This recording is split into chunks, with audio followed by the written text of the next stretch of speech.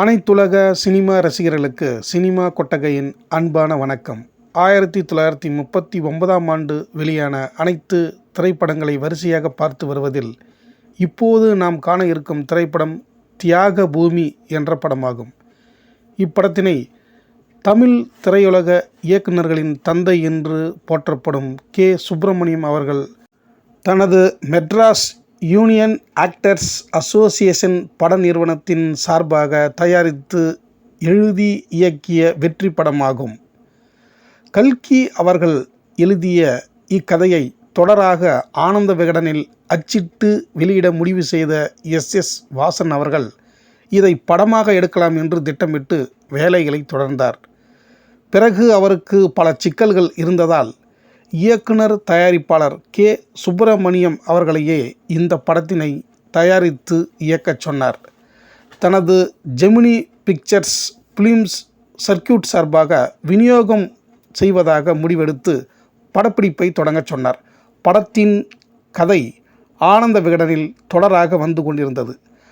அதில் இந்த தியாக பூமி திரைப்படத்தின் போட்டோக்களை இடம்பெறச் செய்தார் எஸ். வாசன் அவர்கள். இந்திய சினிமாவிலேயே முதலாக பத்திரிகையில் தொடராக வந்த கதைக்கு சினிமா போஸ்டர் காட்சிகளை வெளியிட்ட முதல் திரைப்படம் இந்த தியாக பூமிதான். அந்த விளம்பர யுத்தியை புதிய வெற்றி கோணத்தில் செய்தவர் எஸ். வாசன் அவர்கள்தான். இனி இந்த திரைப்படத்தின் கதை சுருக்கத்தினை பார்ப்போம். படத்தின் தொடக்கமே கடும் மழை பொழிவில் பாதிக்கப்பட்ட ஹரிஜன மக்கள் தங்க இடமின்றி பிராமணர்களின் சத்திரத்திற்கு ஓடி வந்து தங்க இடம் வேண்டி கெஞ்சுகின்றனர். அவர்களை சாதி ரீதியாக அவமானப்படுத்தி அங்குள்ள பிராமணர்கள் விரட்டுகிறார்கள். அதில் இரக்க மனம் கொண்ட சம்பு சாஸ்திரிகள் தமது மாட்டு கொட்டகையில் அந்த ஹரிஜன மக்களை தங்க வைப்பதில் மற்ற பிராமணர்களுடன் கருத்து வேறுபாடு ஏற்படுவதால் அவர் தனிமைப்படுத்தப்படுகிறார். இப்படி பல அதிரடி திருப்பங்களை கொண்ட சிறப்பான திரைக்கதை வசனம் இயக்கத்தை கொண்ட திரைப்படமாக இந்த தியாக பூமி திகழ்கிறது. இப்போது கதையினுள் செல்வோம். சம்பு சாஸ்திரியின் ஒரே மகளான சாவித்திரியை கல்கத்தாவைச் சேர்ந்த ஸ்ரீதரனுக்கு மணமுடித்து வைக்கிறார். வரதட்சணை தராததால் ஸ்ரீதரன் பெண்ணை பிறந்த வீட்டிலேயே விட்டுவிட்டு கல்கத்தா போய்விடுகிறான். தனது நிலத்தினை விற்று மகளுக்கு வரதட்சணையை தந்து சம்பு சாஸ்திரிகள் அனுப்பி வைக்கிறார். ஆனால் ஸ்ரீதரன் பெண் பித்தனாக பல பெண்களுடன் சுற்றி வரும் நிலையில் திடீரென்று வந்த சாவித்திரியை பார்த்து அதிர்ச்சியாகி வெறுக்கிறான். வேண்டா வெறுப்பாக அவளுடன் குடும்பம் நடத்துவதனால் அவள் கர்ப்பமாக்கிறாள். இந்த நிலையில் அவளை வீட்டை விட்டு விரட்டி விடுகிறான் ஸ்ரீதரன். தன் தந்தை சம்பு சாஸ்திரிக்கு மகள் சாவித்திரி எழுதிய கடிதம் சென்று சேர்வதில்லை. எந்த பதிலும் வராததால் தன் ஊருக்கு சென்ற சாவித்திரிக்கு அதிர்ச்சி காத்திருக்கிறது. என்னவென்றால் அது தன் தந்தை பிழைக்க சென்னைக்கு போய்விட்டார் என்பதும் தனது சித்தி சொந்த ஊருக்கு போய்விட்டார் என்பதுதான் அது. பிறகு சென்னைக்கு தன் தந்தையை தேடி சாவித்திரி வருகிறாள். பல கஷ்டங்களை சந்திக்கிறாள். இந்நிலையில் அவளுக்கு ஒரு பெண் குழந்தை பிறக்கிறது. குழந்தையை வைத்துக்கொண்டு மிகவும் கஷ்டப்படுகிறாள். தந்தையை கண்டுபிடிக்கவும் முடியவில்லை, குழந்தையை வளர்க்கவும் முடியவில்லை. வறுமையின் கோரத்தாண்டவத்தினால் தற்கொலை செய்து கொள்ள முடிவெடுக்கிறாள். அப்போது ஓர் இடத்தில் தன் தந்தை பாடும் பாடல் கேட்கிறது. தன் தந்தையை தேடி சென்று பார்க்கிறாள். ஆனால் தந்தையிடம் அவளால் பேச முடிவதில்லை.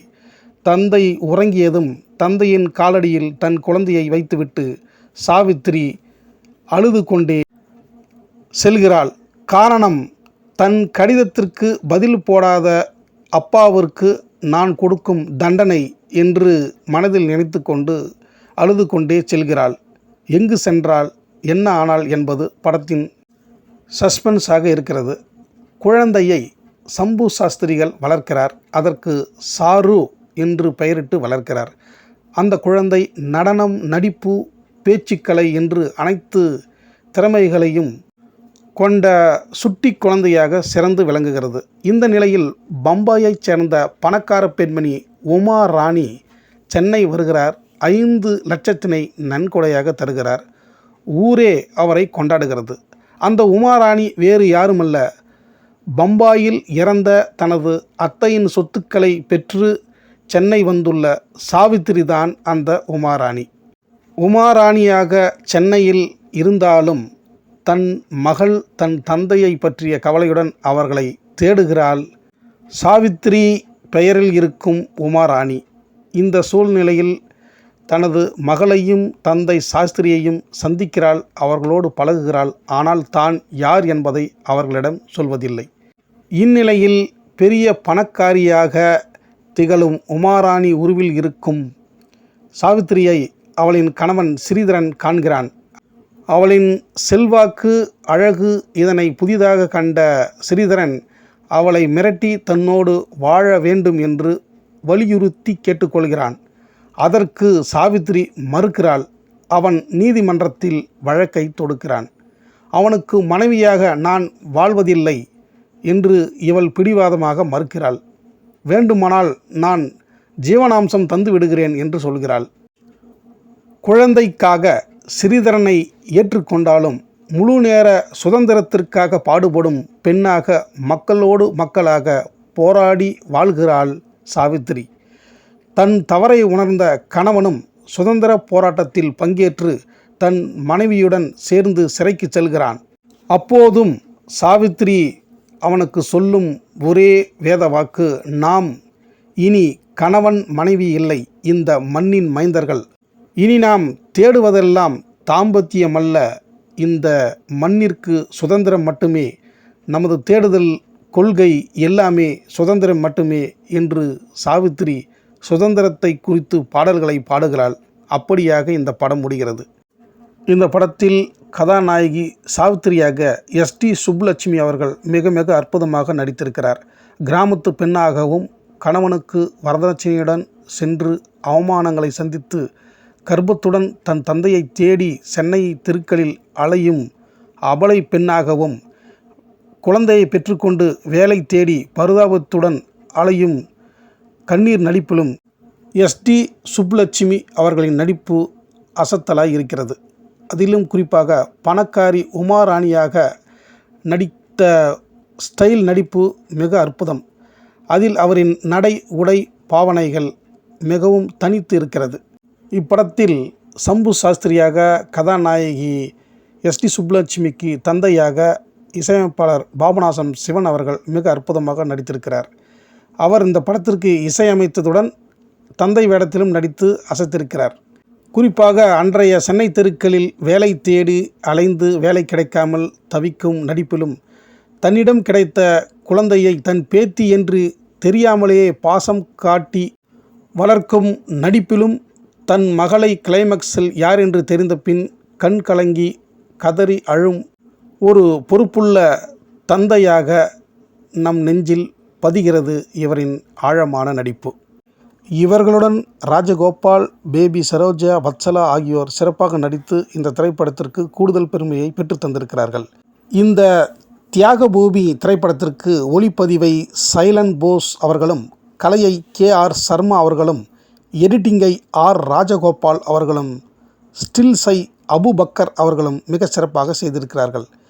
இந்த தியாகபூமி திரைப்படம் 17,000 அடியில் எடுக்கப்பட்டு 11/7/1939 அன்று வெளியாகியிருக்கிறது. இப்படத்தில் காங்கிரஸ் ஆதரவு பாடல்கள், மகாத்மா காந்தியின் புகழ் பாடும் பாடல்கள், மகாத்மா காந்தியின் உருவங்கள், அவரின் சில காட்சிகள் படத்தில் இடம்பெற்றதால் படம் தடை செய்யப்பட்டது பிரிட்டிஷ் அரசாங்கத்தால். இதனை அறிந்த தயாரிப்பாளர் இயக்குனர் K. சுப்பிரமணியம் அவர்கள் இந்த படத்தினை தடை செய்ய விடக்கூடாது என்று இந்த படத்தினை சென்னையில் உள்ள KT திரையரங்கில் இலவசமாகவே ரசிகர்களுக்கு தொடர்ந்து காண்பித்தார். படத்தினை பார்க்க தள்ளுமுள்ளு சண்டைகளும் நடந்ததாகவும் வரலாறு இருக்கிறது. இப்படியெல்லாம் போராட்டத்தை சந்தித்த இந்த தியாகபூமி திரைப்படம் மலேசியா, சிங்கப்பூர், இலங்கை, பர்மா போன்ற நாடுகளில் மாபெரும் வெற்றியை பெற்று தந்திருக்கிறது. சுதந்திர போராட்டத்தினை மையப்படுத்தி எடுத்த படமாக இது திகழ்ந்ததால் மகாத்மா காந்தி அவர்கள் இந்த படத்தினை பார்த்து ரசித்ததாக வரலாறு இருக்கின்றது. இப்படத்தின் இயக்குனர், தயாரிப்பாளர் K. சுப்பிரமணியம் அவர்கள் தமது தேசத்திற்காக படத்தினை சொந்த செலவில் எடுத்து இலவசமாக காட்சிகளை காண்பித்து சுதந்திர பற்றை நாட்டிற்கும் நாட்டு மக்களுக்கும் ஊட்டிய பெருமையை பெற்றதால் அவர் இன்றும் மக்களால் போற்றப்படுகிறார். கே. சுப்பிரமணியம் அவர்களின் தேசப்பற்றுக்கு இதைவிட வேறு ஆதாரம் எதுவும் இல்லை. வாழ்க ஐயா கே. சுப்பிரமணியம் அவர்களின் புகழ். இதுவரை இந்த தியாக பூமி திரைப்படத்தினை சினிமா கொட்டகைக்கு வந்து பார்த்த அனைத்து அன்பு நெஞ்சங்களுக்கும் என் நெஞ்சார்ந்த நன்றியை தெரிவித்துக்கொண்டு, இனி இதே 1939ஆம் ஆண்டு வெளிவந்த மற்ற அனைத்து படங்களையும் அடுத்தடுத்த வீடியோவில் தொடர்ந்து பார்ப்போம். நீங்களும் பார்த்து உங்களின் ஆதரவை வழங்குங்கள் என்று கேட்டுக்கொள்கிறேன். நன்றி, வணக்கம்.